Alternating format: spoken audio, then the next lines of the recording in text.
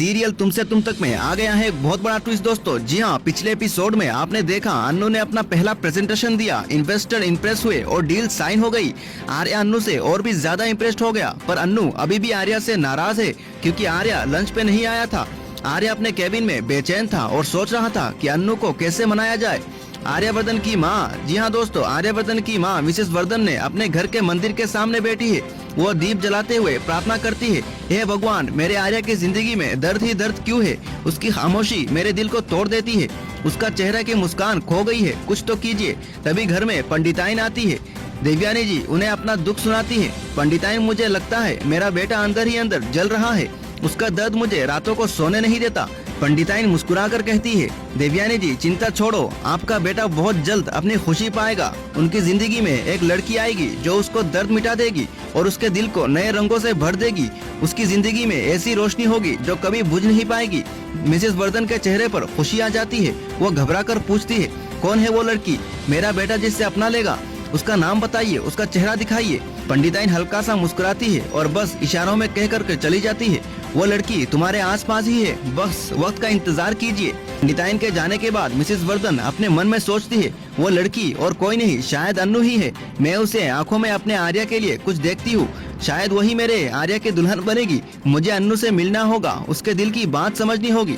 दूसरी तरफ आर्या ऑफिस में अपने केबिन में बैठा होता है। उसका चेहरा उदास है, आंखों में थकान और बेचैनी। फाइल खोलने के बावजूद उससे कंसंट्रेट नहीं कर पाता।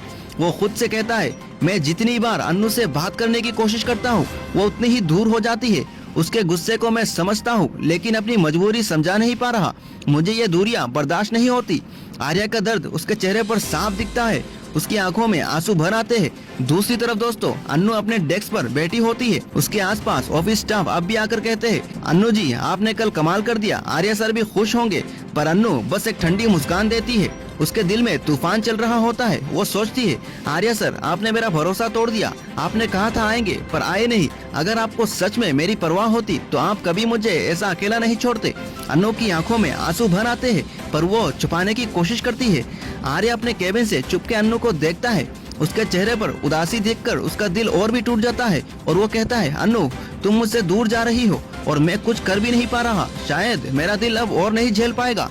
आर्या सिर्फ खामोशी से अन्नू को देखता रहता है और पीछे म्यूजिक बजता है जो उन दोनों के दर्द को और गहरा बना देता है दोस्तों। तो दोस्तों, क्या मिसेस वर्धन अन्नू से मिलकर उसके दिल की बात जान पाएगी?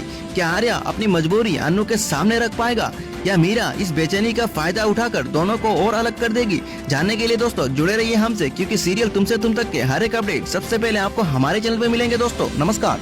अन्नू जी आपने कल कमाल कर दिया, आर्या सर भी खुश होंगे। पर अन्नू बस एक ठंडी मुस्कान देती है। उसके दिल में तूफान